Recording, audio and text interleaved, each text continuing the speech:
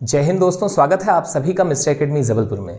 जैसा कि आपने थंबनेल में देखा हुआ है, हम ओलंपिक की चर्चा करने जा रहे हैं इस वीडियो में। और आपको बता दें, ओलंपिक के अतीत से लेकर के वर्तमान तक के परिदृश्य की हम चर्चा करेंगे। पर हाँ, क्या एक ही वीडियो में होगी? तो नहीं, इसे हम लगभग 2 से 3 पार्टों में करके आपके सामने लाएंगे। अब बात यह आती है कि आखिर ओलंपिक की ही चर्चा क्यों? तो आपको बता दें, हाल फिलहाल में ओलंपिक चर्चा में है और उसका मुख्य कारण है चूंकि 2024 वर्ष आ चुका है और वर्ष 2024 में ओलंपिक फ्रांस के एक शहर पेरिस में होने वाला है। यही कारण है कि ओलंपिक सुर्खियों में है। और जैसा कि हम सभी जानते हैं कि हर वो चीज़ जो सुर्खियों में होती है वो निश्चित तौर पर प्रतियोगी परीक्षाओं में पूछी जाती है। और हम जानते हैं कि ओलंपिक, जैसे ही ओलंपिक शब्द हमारे सामने आता है, नीरज चोपड़ा हमारे सामने आते हैं।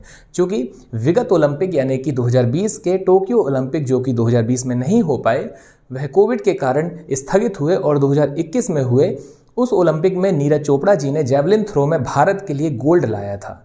तो तब से हम ओलंपिक को भली भांति से तो जान ही रहे हैं। इसके अलावा आपको बता दें, ओलंपिक विश्व की सबसे प्राचीन, सबसे बड़ी खेल प्रतियोगिता है और प्रतियोगी परीक्षाओं में निरंतर इससे प्रश्न उठे हैं।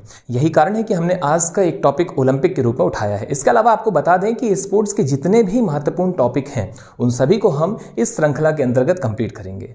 तो चलिए ठीक है, इस श्रृंखला का प्रारंभ करें और इसके साथ ही आपको एक और महत्वपूर्ण जानकारी दे दें। वो जानकारी ये है कि इसमें हम कैसे पढ़ने वाले हैं, हमारी अप्रोच क्या होगी, हमें नोट्स बनाने हैं, कितने बनाने हैं, क्या करने हैं, क्या नहीं करने। तो देखिए, ये किस किस एग्ज़ाम के लिए महत्वपूर्ण है और कैसे इसमें आगे बढ़ना है, तो आपको पहले ही सूचित कर दें।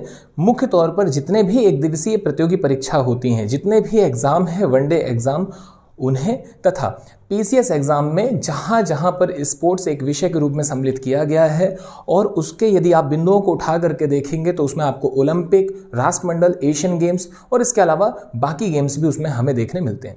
तो हर उन एग्जामों में ये पूछा जाता है और ये महत्वपूर्ण है। तो इसे हम कैसे पढ़ेंगे, नोट्स कैसे बनाने, उसमें भी आपको बता दें, एक पब्लिकेशन है लूसेंट, उसकी पुस्तक है लूसेंट सामान्य ज्ञान की। उसमें आप देखेंगे तो जो सबसे लास्ट की इकाई है या लास्ट की यूनिट है, उसमें आपको स्पोर्ट्स देखने मिलेगा। या यदि आप इंग्लिश की बुक में देख रहे हैं तो मिसलेनियस वाले जो ब्लॉक हैं, जो खंड हैं, उसमें ही आपको स्पोर्ट्स देखने मिलेगा और आपको ओलंपिक का टॉपिक देखने मिलेगा।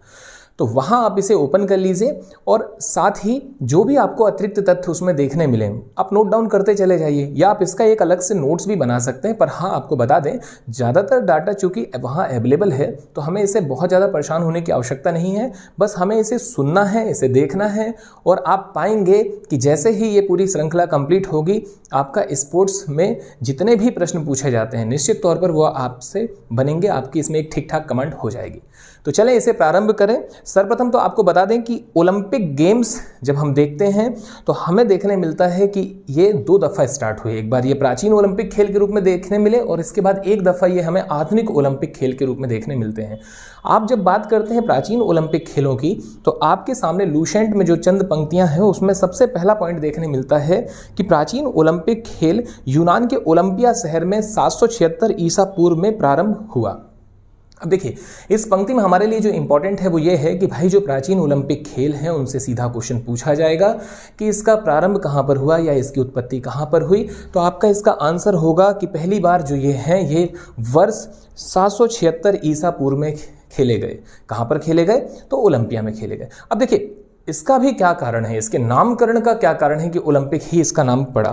तो आप इसमें देख पा रहे हैं, इसके नामकरण का प्रमुख कारण है ओलंपिया शहर और ओलंपिया शहर में ओलंपस पर्वत। तो आपसे ये प्रश्न पूछा जाता है कि ओलंपिक, चूंकि ओलंपिक नाम से जाने जाते हैं, तो इसका नाम ये किस कारण से पड़ा? तो इसका आपका आंसर होगा ओलंपस पर्वत। इसके अलावा चूंकि ओलंपिया शहर में खेले गए, ये भी एक प्रमुख कारण है कि हमें इसका नाम ओलंपिक देखने मिलता है। तो ये हुई आपकी पहली पंक्ति जिसमें आपको हाईलाइट करना है, अंडरलाइन करने हैं इन्हीं तथ्यों को। तो यहाँ पर आपने पाया कि भाई जो प्राचीन ओलंपिक खेल हैं वो यूनान के ओलंपिया शहर में होते हैं 776 ईसा पूर्व में।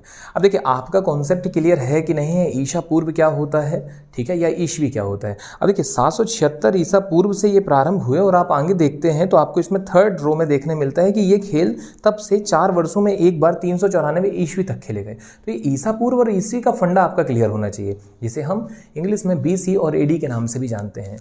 तो ये मोस्ट इंपॉर्टेंट है, इसे आप क्लियर रखिएगा। और ये आपका एक प्रश्न के रूप में भी बन सकता है कि प्राचीन ओलंपिक कितने वर्षों तक खेले गए। तो जैसा कि आप यहाँ पर देख पा रहे हैं 776 ईसा पूर्व से प्रारंभ हुए और कब तक चले भाई, तो ये 394 ईस्वी तक चले।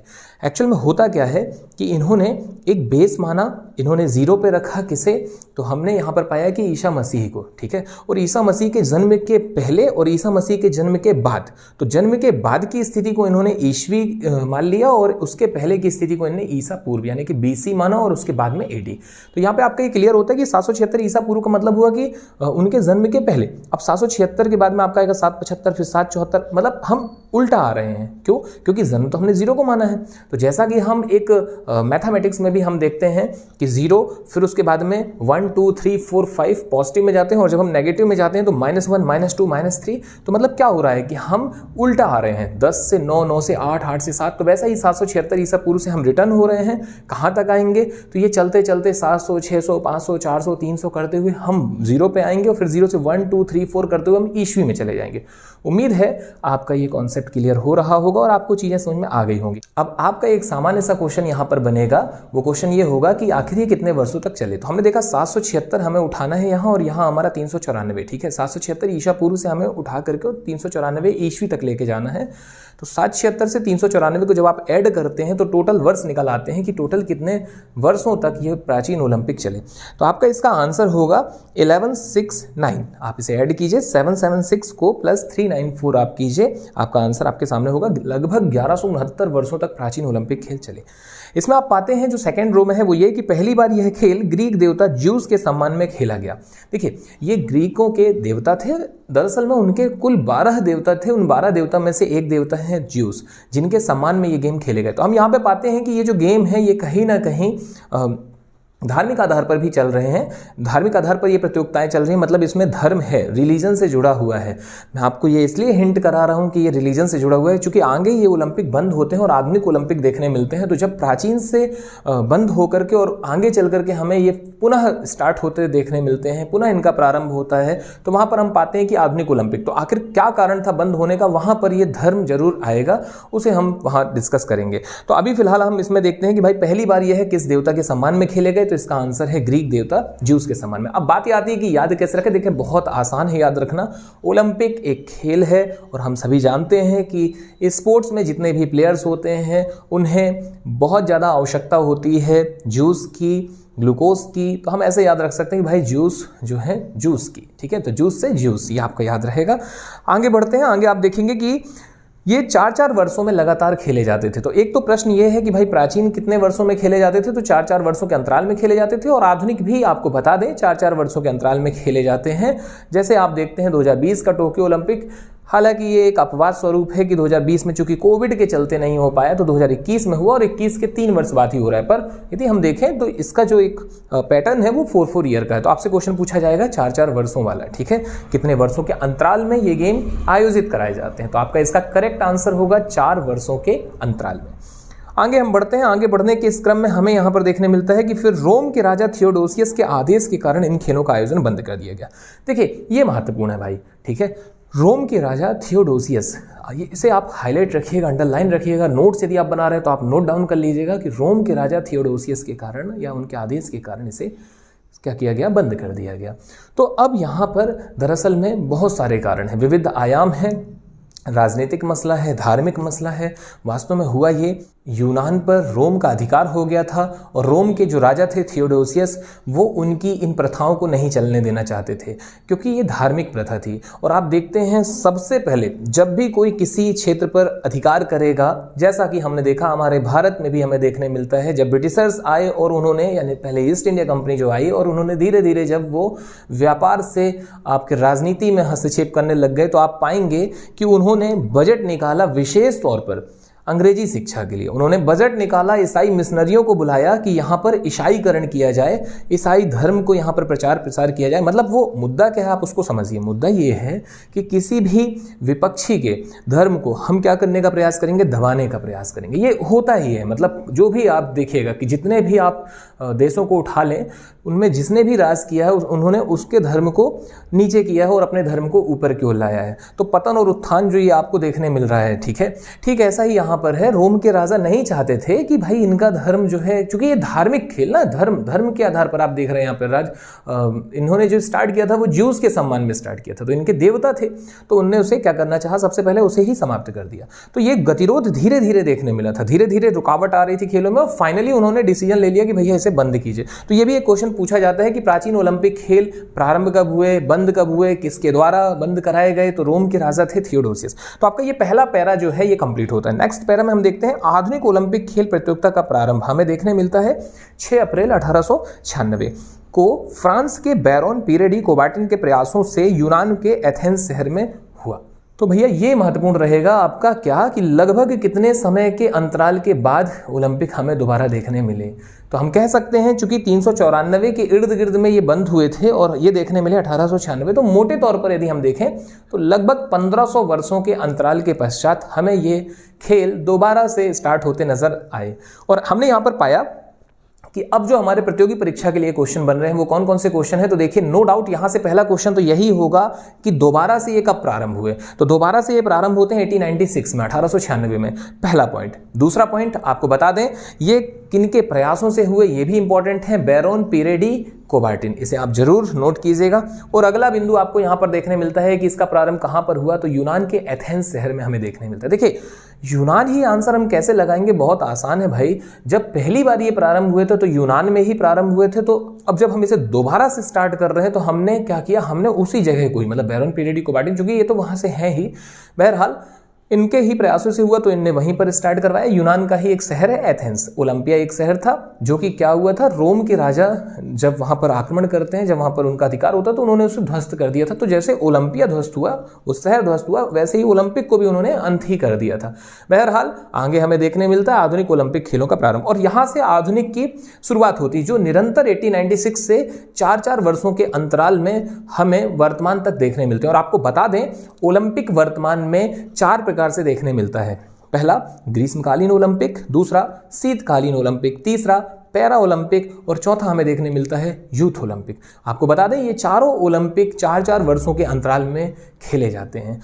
आगे हम बढ़ते हैं इन्हीं पंक्तियों में, तो आगे हमें देखने मिलता है यहाँ पे आप देखेंगे नोट लगा हुआ है। पहला प्रथम शीतकालीन ओलंपिक खेल का आयोजन वर्ष 1924 में चमोनिक्स फ्रांस में हुआ, और प्रथम पैरा ओलंपिक खेल का आयोजन 1960 में रोम इटली में हुआ। देखिए इसमें आपको घबराना नहीं है, इसमें आपको कुछ भी रटने की अभी आवश्यकता नहीं है, इसे आप अभी होल्ड पर रखिए। आगे जब हम पढ़ेंगे तो ये चीज़ें लिंक होंगी और ऑटोमेटिकली वो हमें याद होते चला जाएगा, ठीक है। बहरहाल आगे बढ़ते हैं नेक्स्ट पॉइंट पे। अगला है अंतर्राष्ट्रीय ओलंपिक समिति की स्थापना 1894 में सखोन नामक स्थान पर हुई। देखिए इसमें क्या इंपॉर्टेंट है आपका, इसमें इंपॉर्टेंट है 1894।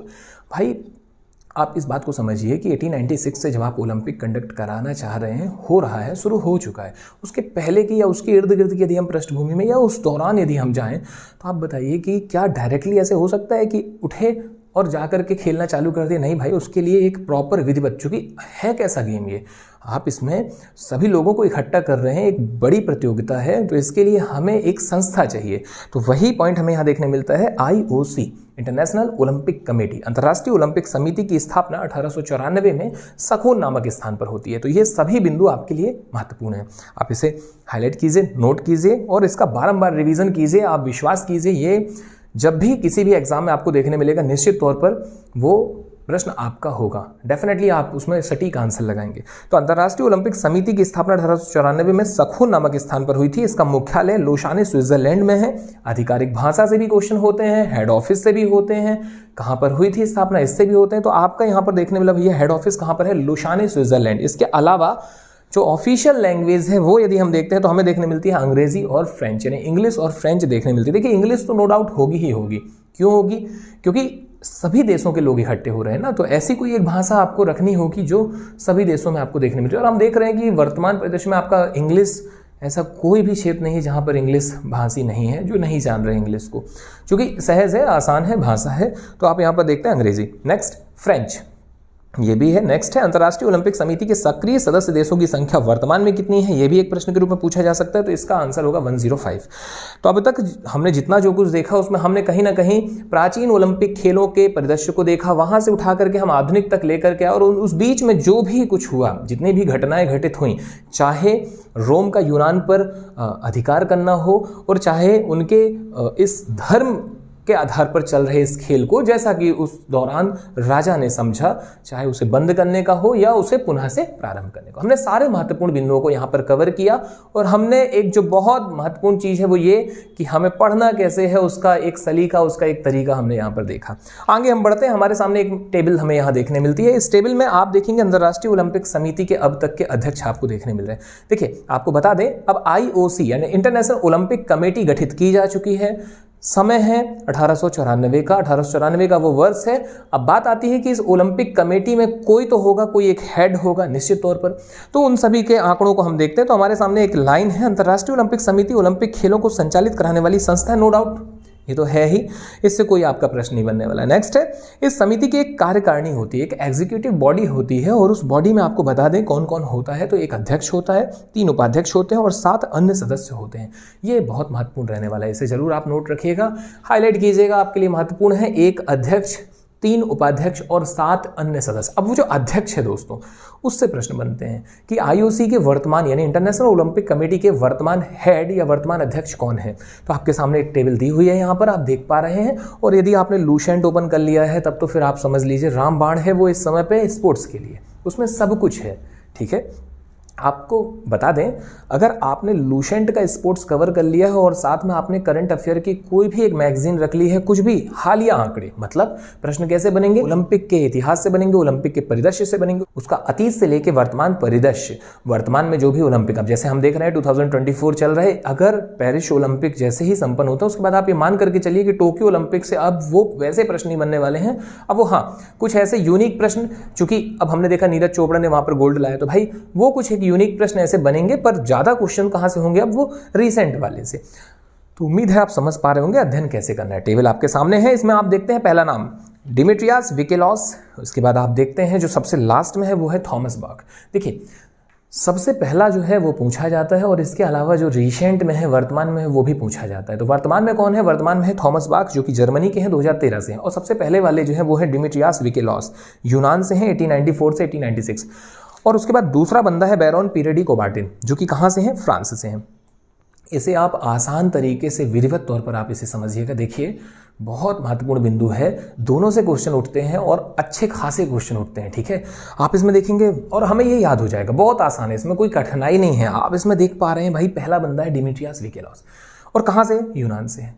अब इसमें बताइए आपको क्या कठिनाई है याद रखने में। भाई यूनान का बंदा है, यूनान में ही हम इसे प्रारंभ कर रहे हैं, पहली बार भी यूनान में ही हुआ है, तो आखिर सम्मान स्वरूप तो उन्हें हमें बैठालना ही होगा ना उस गद्दी पे, और निश्चित तौर पर हमने बैठाल दिया डिमिट्रियास विकेलॉस। ठीक है, और हमने इसे पुनः क्यों प्रारंभ किया, अब इसे हम याद रखने के तरीके, देखिए इसका अन्यथा मत लीजिएगा, ये तो सिर्फ याद रखने का तरीका है। हमने डिमिट्रियास विकेलॉस को हम कैसे याद रखें, एक्चुअल में हुआ क्या, स्पोर्ट्स जब बीच में नहीं हुए तो बहुत सारा लॉस हुआ, कई प्रकार से लॉस हुए, इकोनॉमिकली लॉस हुए, फिजिकल लॉस हुआ। सबसे बड़ा लॉस तो यही है, स्पोर्ट्स हमें क्या देता है, हमारी शारीरिक दक्षता देता है, हमारा फिजिकल एक्टिविटी बहुत जरूरी है, ये सब हम जानते हैं।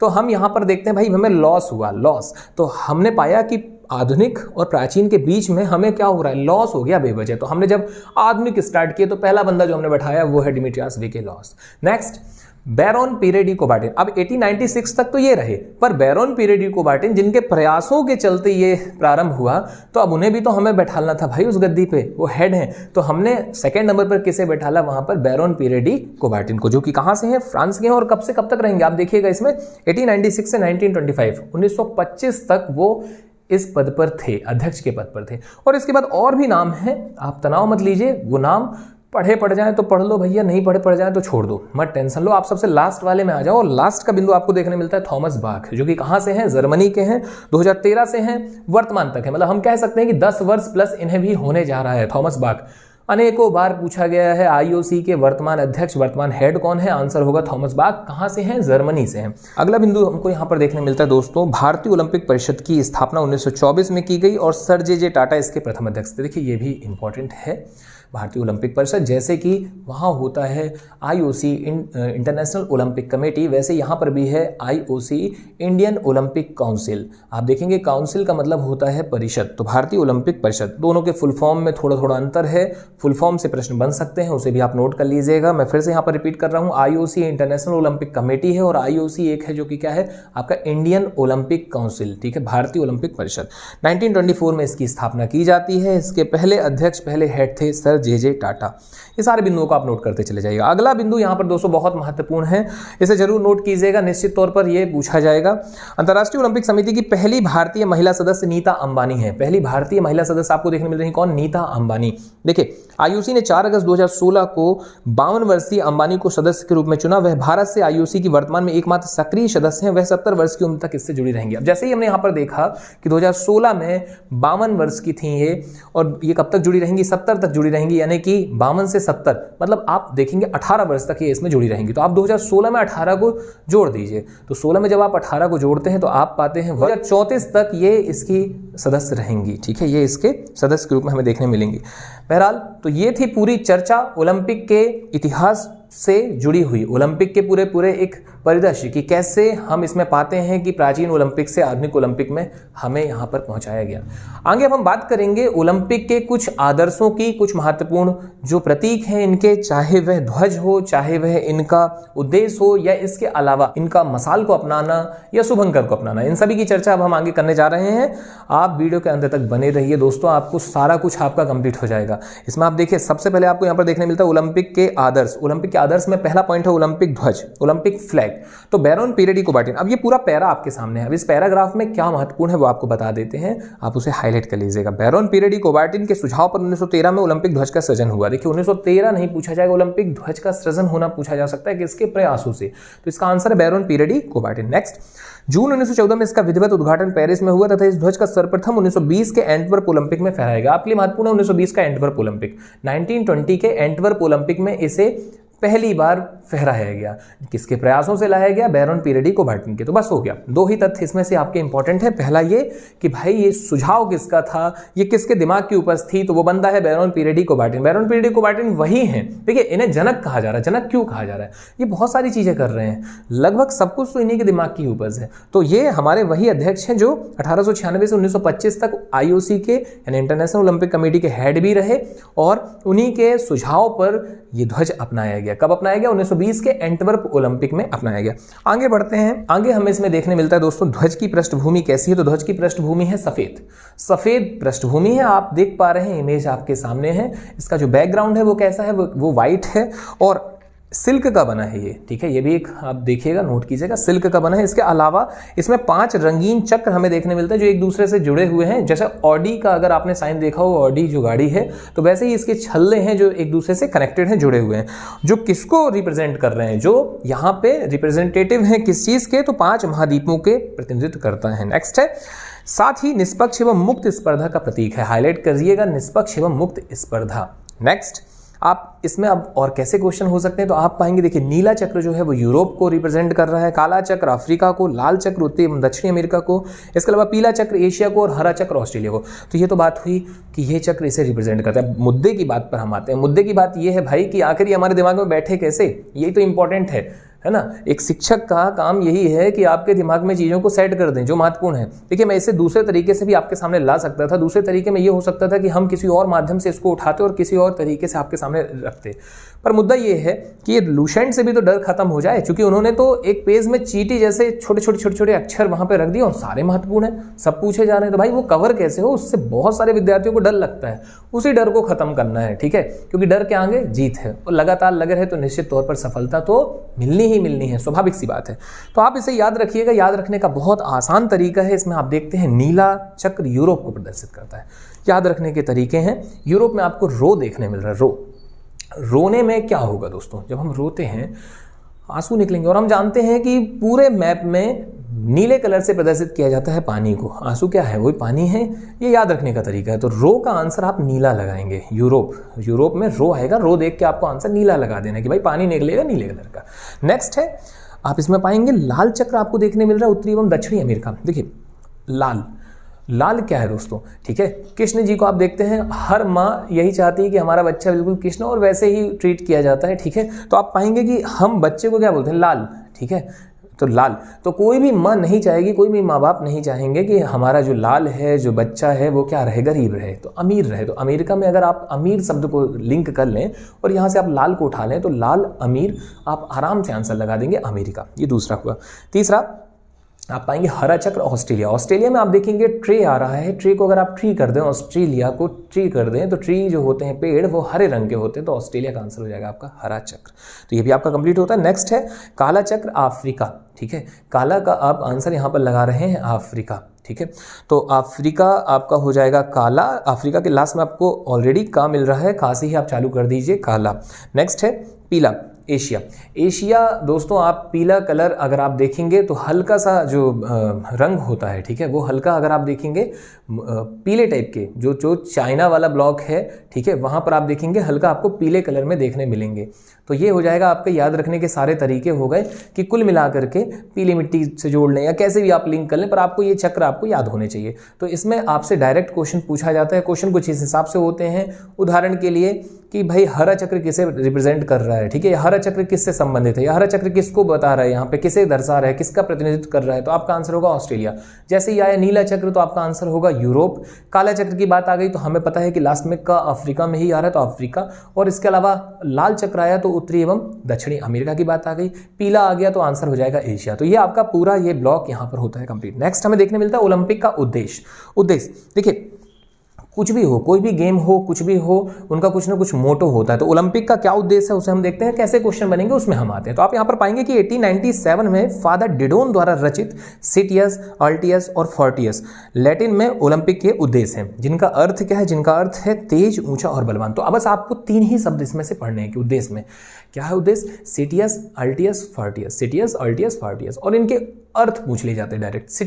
सिटियस का है तेज, अल्टियस का है ऊंचा और फोर्टियस का है बलवान। इसके अलावा और क्या प्रश्न बन सकता है इस पैराग्राफ से, तो आपको बता दें, इसके अलावा इससे एक क्वेश्चन और हो सकता है कि किसके द्वारा रचित है ये, तो फादर डिडोन के द्वारा रचित है। नेक्स्ट आप देखेंगे आगे अगला पॉइंट लिखा हुआ है, इस उद्देश्य को भी पहली बार 1920 के एंटवर्प ओलंपिक में अपनाया गया। देखिए मैं बार बार कह रहा हूं कि जो महत्वपूर्ण है उसे जरूर हाईलाइट कीजिएगा।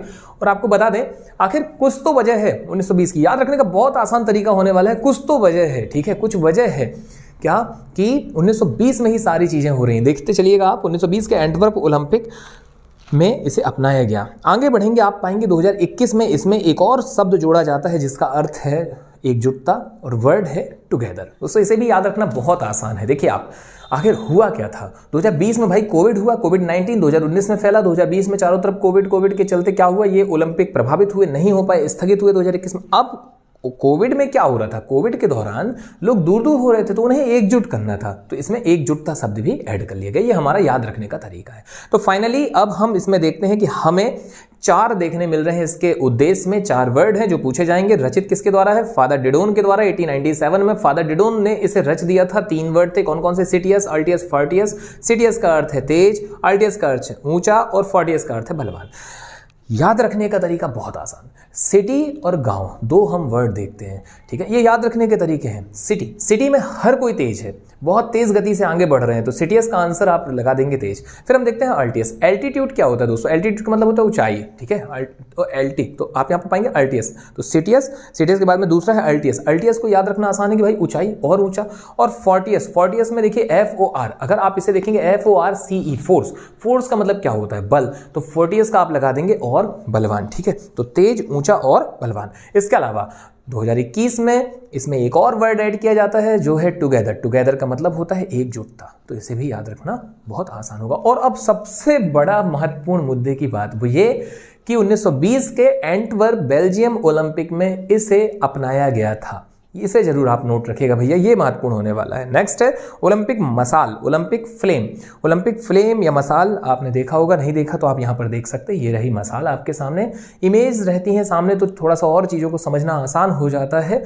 मतलब देखिए 3 चीज़ तो चाहिए, ठीक है, पहला हमारे सामने डाटा हो, दूसरा कोई उसे एक्सप्लेन कर रहा हो और ऐसी भाषा में एक्सप्लेन कर रहा हो कि वो हिट कर जाए, दिमाग में बैठ जाए, मुद्दा तो यही है ना, बैठालना है दिमाग में। और तीसरा अगर हम उसकी एक पिक्चर देख लें, उससे हम देख लें, इमेज देख लें, तो वो हमारा और क्लियर होता है। तो ये तीनों चीज़ों का संयोग यहाँ पर बन रहा है, तो निश्चित तौर पर दिमाग में सेट होंगे। आप 1-2 बार और रिवाइज कीजिए, ठीक है, कुछ मत करो, इसे सिर्फ सुनते चले जाओ आप इस पूरी वीडियो को, और सुनते सुनते इसका एंड करने के बाद में एक बार पुनः इसे देख लें, ठीक है। ऐसा 1-2 बार जहाँ आपने किया तो सब चीज़ें सेट हो जाएंगी आपके दिमाग में। नेक्स्ट है ओलंपिक फ्लेम यानी कि ओलंपिक मसाल, इसे जलाने की शुरुआत 1928 के एम्स्टर्डम ओलंपिक से देखने मिलती है। 1936 में बर्लिन ओलंपिक खेलों में मसाल के वर्तमान स्वरूप को अपनाया गया और इसी समय से ओलंपिक मसाल को आयोजन स्थल तक ले जाने का प्रचलन प्रारंभ हुआ। ये जितनी सारी पंचायत यहाँ पर आपको देखने मिली 3 लाइनों में, इनसे प्रश्न बहुत रेयर हैं। सबसे पहला और महत्वपूर्ण प्रश्न अब यहाँ से स्टार्ट हो रहा है और प्रश्न आपका है कि इस मसाल को खेल शुरू होने से कुछ दिन पूर्व यूनान के ओलंपिया में हेरा मंदिर के सामने सूर्य की किरणों से प्रज्वलित किया जाता है। हेरा मंदिर इंपॉर्टेंट है, किससे जलाया जाता है वो इंपॉर्टेंट है। ऐसा नहीं कि लेके गए माचिस ऐसे गिर दिया और बोले कहा बोले जल गई भैया मसाला, ऐसा कुछ नहीं है। आपके इसका एक प्रॉपर रूल है, क्या है, सूर्य की किरणों से इसे प्रज्वलित किया जाता है। कहाँ पे किया जाता है, तो यूनान के ओलंपिया शहर के हेरा मंदिर के सामने, ठीक है। तो भैया यहाँ पे महत्वपूर्ण क्या है, यहाँ पे महत्वपूर्ण है हेरा मंदिर, सूर्य की किरणें, सूर्य की किरणों से प्रज्वलित करेंगे और फिर इसे लेकर के जाएंगे आयोजन स्थल तक, मतलब जहां पर वो आयोजन हो रहा है, जहां पर वो ओलंपिक कंडक्ट कराया जा रहा है, दैट्स इट। अब देखिए पहली बार कब अपनाया गया, तो यहां हमें देखने मिल रहा है 1928 के एम्स्टर्डम ओलंपिक से, ठीक है, और 1936 बर्लिन ओलंपिक से इसके आधुनिक स्वरूप को अपनाया गया। याद रखना कितना आसान है, बहुत अति से ज्यादा। भाई आग लगेगी मतलब क्या हो रहा है, जल रहा है, जलना मतलब बर्न होना, तो बर्लिन ओलंपिक आप ऐसे दिमाग में बैठा लीजिए, पहली बात। दूसरी बात, और इसको कहाँ से प्रज्वलित किया गया होगा सूर्य की किरणों से, कौन सा मंदिर होगा, कहाँ के पास में होगा, तो भाई वो मंदिर हेरा मंदिर पूछा जाएगा। आप आंख बंद करके आंसर लगा देना ओलंपिया। आखिर हर एक चीज का प्रारंभ हम ओलंपिया से ही कर रहे हैं। ओलंपिक का चूंकि प्राचीन ओलंपिक वहीं से शुरू हुए थे, तो देखिए आधुनिक को भी हमने पहली प्रेफरेंस, जब फर्स्ट टाइम खेला तो वहीं पे स्टार्ट कराया, पहली बात। दूसरी बात, जब हमने एक आईओसी एक परिषद बनाई थी तो उस दौरान भी हमने पाया कि जो पहला हेड हमें रखना था, ठीक है, डिमिट्रियस विकेलॉस, तो पहला अध्यक्ष किसे निर्वाचित किया गया, किन्हें बनाया गया, वहां पे किसे बैठाला गया उस पद पे, तो वो यूनान के ही है, डिमिट्रियस विकेलॉस। तो कुल मिलाकर के हमें आंसर लगाना बहुत आसान हो गया। यहाँ पे आगे बढ़ते हैं नेक्स्ट पॉइंट पे, अगला है ओलंपिक पदक। और देखिए मैं बार बार कह रहा हूं, इस लुसेंट की बुक में आपको बहुत ही कम पॉइंटों को हाईलाइट करना है, मतलब ऐसा नहीं कि उठाया हाईलाइटर और पूरी लाइन को हाईलाइट कर दिया, नहीं, सिर्फ उस पॉइंट को आप हाईलाइट कीजिए और सिर्फ उस पॉइंट से ही रिवीजन कीजिए। रिवीजन का मतलब होता है कि आप एक पॉइंट को देखिए और आपका दिमाग क्लिक हो जाए। मतलब जैसे हमने कहा ओलंपिक ध्वज, तो आपके दिमाग में तुरंत दौड़ना चाहिए कि ध्वज को कब अपनाया गया, तो हमने कहा 1920 के एंटवर्प ओलंपिक में। फिर उसके बाद में ध्वज कैसा है, तो हमें याद आए कि भाई पृष्ठभूमि उसकी सफेद है, सिल्क से बना हुआ है, 5 छल्ले हैं, 5 अलग अलग कलर हैं जो अलग अलग महाद्वीपों को प्रतिनिधित्व करते हैं, वहां पर उसके रिप्रेजेंट करते हैं, दैट्स इट। तो कुल मिलाकर के रिवीजन के लिए हमें सिर्फ उन बिंदुओं पर ध्यान देना है। आगे बढ़ते हैं दोस्तों, यहाँ पर ओलंपिक पदक आपके सामने, ओलंपिक मेडल्स। ओलंपिक मेडल में आपको बता दें, देखिए 3 प्रकार के मेडल होते हैं, नो डाउट आपको नॉलेज होगा, और अगर नॉलेज है उसके बाद भी आप अभी सुनिएगा, आगे मत बढ़ाइए वीडियो को, एक एक पॉइंट आपके यहां पर महत्वपूर्ण है। ओलंपिक मेडल के बारे में आपको बता दें, 3 प्रकार के मेडल हैं जो आपके सामने हैं। एक होता है गोल्ड, इसके बाद में आप पाते हैं सिल्वर और फिर ब्रॉन्ज, यानी कि स्वर्ण पदक, आपका रजत पदक और उसके बाद में कांस्य पदक। प्रथम विजेता जो होता है उसे गोल्ड दिया जाता है, द्वितीय रैंक पर जो होगा उसे सिल्वर दिया जाएगा और जो थर्ड रैंक पर होगा उसे ब्रॉन्ज यानी कि कांस्य पदक दिया जाता है। अब इसमें क्या महत्वपूर्ण है आप उसको देखिए। इस पूरे पैरा में आप देख पा रहे हैं कि जो इसका आपका मोटाई होती है, जैसे आप किसी भी सिक्के को देखते हैं, मान लीजिए 10 रुपए का एक सिक्का उठाएंगे, इसका एक कोई गोलाई होगी, कोई एक एरिया कवर कर रहा होगा, एक सर्कल जो बन रहा है, ठीक है, तो उसका वृत्त कितना है और उसकी थिकनेस कितनी है, यानी उसकी मोटाई कितनी है, ये दोनों यदि आप देखते हैं उसमें कुछ ना कुछ तो होगा ही होगा। ऐसे ही मेडल्स का एक पूरा एरिया होता है, एक सर्कल होता है और उसकी कुछ ना कुछ थिकनेस होती है, उसे आप यहाँ पर देख पा रहे हैं कि भाई जो पदक होते हैं ये 60 मिलीमीटर वृत्त में होते हैं, उसका जो सर्कल है वो 60 mm है और जो इसकी थिकनेस है, जो इसकी मोटाई है वो 3 mm है। इसके अलावा इंपॉर्टेंट है, गोल्ड में आप देखेंगे 92.5% सिल्वर होता है, रजत होता है, ठीक है, 92.5% रजत प्रयुक्त 6 ग्राम सोने का होता है गोल्ड। वो पूरा गोल्ड नहीं होता है भैया, वो प्रॉपर पूरा, आप ये मत समझिएगा कि प्योर गोल्ड है, प्योर गोल्ड नहीं है, उसमें 92.5% आपको देखने मिलता है सिल्वर और 6 ग्राम वहां पर सोना होता है, दैट्स इट। आगे बढ़ते हैं, अगला आप देखेंगे रजत पदक। रजत पदक में भी सेम, मतलब जब सर्कल पूछे वृत्त तो वही 60 mm है और थिकनेस कितनी है, 3 mm है। अब इसके बाद आप देखेंगे अगला पॉइंट है 92.5% उसमें रजत होता है, मतलब जो रजत पदक होता है वो 92.5% उसमें प्रॉपर सिल्वर ही होती है, प्रॉपर चांदी ही होती है, ठीक है। नेक्स्ट है कांस्य पदक, पूरी तरह से कांस्य से बना होता है। तो ये यहाँ पे चर्चा हो गई मेडल्स की। मेडल के बारे में हमने जान लिया कि जो ओलंपिक के मेडल होते हैं यानी कि कौन कौन, यानी कि गोल्ड, सिल्वर और ब्रॉन्ज, ये तीनों कितनी इनकी चौड़ाई होती है, ठीक है, कितनी इनकी मोटाई होती है, ये सब हमने देखा। 60 mm इनका पूरा वृत्त होता है, इसके अलावा 3 mm इनकी थिकनेस होती है यानी कि मोटाई होती है। और इसके अलावा जो सबसे इंपॉर्टेंट है, आपसे क्वेश्चन बन सकता है कि जो गोल्ड होता है इसमें कितने % गोल्ड होता है, कितना इसमें ग्राम गोल्ड होता है, या निम्नलिखित में से कौन सा मेडल पूरी तरीके से अपने पर्टिकुलर उसी धातु से बना होता है। जैसे उदाहरण के लिए अगर हमने यहाँ पे देखा कि कांस्य है तो कांस्य पूरा का पूरा ब्रॉन्ज से ही बना हुआ है। सिल्वर 92.5% सिल्वर, और जब सोने की बात आती है तो उसमें महज 6 ग्राम सोना होता है, बाकी उसमें क्या होता है 92.5% सिल्वर होता है। तो यहाँ पे ये मेडल्स कंप्लीट होते हैं, किसे दिया जाता है ये भी यहाँ हमारा क्लियर है। तो ये पूरी चर्चा जो थी ये मोटे तौर पर जो हमने अभी चर्चा की ये पूरे इसके इतिहास की है, इसमें क्या क्या इसके आदर्श हैं उसकी चर्चा है। और अब हम इसे एक समरी रूप में आपके सामने रख रहे हैं, इसकी आप समरी देख पा रहे हैं। सबसे पहले आपको देखने मिलता है उत्पत्ति, पहली बार आयोजित वर्ष 776 बीसी से यूनान के देवता के सम्मान में। यूनान के देवता एक्चुअल में उनके देवता हैं ज्यूस, उनके सम्मान में। आगे आप पाएंगे प्रथम आधुनिक ओलंपिक खेल 1896। ये सब प्रतियोगी परीक्षाओं के लिए महत्वपूर्ण बिंदु है, इसी के कारण आपको हम इसके सामने रख रहे हैं। That's it. आगे आप देखते हैं प्रथम आधुनिक ओलंपिक 1896 यूनान के एथेंस में ही। समयांतराल की यदि हम बात करें तो 4-4 वर्षों के गैप में होते हैं आधुनिक ओलंपिक खेल। जन्मदाता बैरन पीरेडी कोबार्टिन, जो कि हमने पढ़ा हुआ है। नेक्स्ट है ओलंपिक पुरस्कार और मेडल। प्राचीन काल में जैतून की शाखाओं का ताज था, ठीक है, इससे प्रश्न नहीं बनने वाले हैं, आप तनाव मत लीजिएगा। आधुनिक समय में हम देखते हैं कि स्वर्ण रजत ये सारी चीजें हैं, ठीक है। नेक्स्ट हम देखते हैं शासी निकाय, गवर्नमेंट बॉडी। आप देखते हैं IOC इंटरनेशनल ओलंपिक कमेटी, 1894 में इसका गठन हुआ। ये सारी चीजें हमने देखा। हेड ऑफिस लुसाने स्विट्जरलैंड, संस्थापक बैरन पीरेडी कोबार्टिन, वर्तमान अध्यक्ष हैं थॉमस बाख जो कि जर्मनी के हैं, हमने देखा 2013 से हैं, वो टेबल हमने पूरी कवर की थी 2013 से वर्तमान तक। और जो पहले थे वो कौन थे, वो थे डिमिट्रियास विकेलॉस जो 2 वर्षों के लिए थे, 1894 से 1896। जैसे ही 1896 में प्रथम आधुनिक ओलंपिक खेल हुआ, हमने बैरन पीरेडी कोबार्टिन जी को वहां उस पद पे बैठा दिया। आगे हमें देखने मिलता है ओलंपिक का शुभंकर, इसे हम पढ़ेंगे आगे। ये शुभंकर अपनाया गया म्यूनिख ओलंपिक 1972 में। नेक्स्ट ओलंपिक के प्रतीक को हम जानते हैं, प्रतीक आपके सामने है, 5 छल्ले और वो सारी चीजें हमने पढ़े हुए हैं। जो किसे रिप्रेजेंट करते हैं वो भी हमने पढ़ा हुआ है। नेक्स्ट है ओलंपिक मसाल। ओलंपिक मसाल को पहली बार 1928 के एम्स्टर्डम ओलंपिक से अपनाया गया और आधुनिक जो उसका संस्करण है वो 1936 के बर्लिन ओलंपिक में। और महत्वपूर्ण है कि ओलंपिक की ये मसाल कहां से प्रज्वलित की जाती है, तो इसका आंसर है ओलंपिया शहर के हेरा मंदिर के सामने सूर्य की किरणों से इसे प्रज्वलित किया जाता है। अगर आपने बचपन में कभी वो कंपास बॉक्स देखे हो तो उसमें एक आता था, ठीक है, मैं उसे ठीक रिकॉल तो भी नहीं कर पा रहा हूं, पर आपने देखा होगा कि हम जब धूप में उसको रखते थे तो कुछ भी उसमें किरणें पड़े उसके बाद वो किसी को भी जलाने स्टार्ट कर देता है। वो लेंस टाइप का, ठीक है, कागज वागज रखो या कोई अपनी त्वचा पे करो, चमड़ी पे, तो उसका इफेक्ट तो पड़ता ही था। बस वैसे ही कुछ एक टेक्निक है और उसके माध्यम से इसे प्रज्वलित किया जा रहा है, ठीक है। कहां से, हेरा मंदिर के सामने से। अगला है 2021 में नया मोटो यानी कि नया उद्देश्य हमें देखने मिलता है। एक्चुअल में नया कुछ भी नहीं है, सब वही है, बस इसमें एक पॉइंट ऐड कर दिया गया है। प्राचीन में क्या था, तो फादर डिडोन द्वारा 1897 में रचित सिटियस अल्टियस फॉर्टियस में एक और वर्ड ऐड हुआ, टुगेदर। That's it. तो यहां पे आपके इस पूरे ब्लॉक के जो भी महत्वपूर्ण बिंदु हैं वो भी कंप्लीट होते हैं। तो अब फाइनली आपका जो ओलंपिक का अतीत है वो कंप्लीट होता है। ओलंपिक के अतीत से लेकर वर्तमान के परिदृश्य को हमने कंप्लीट किया।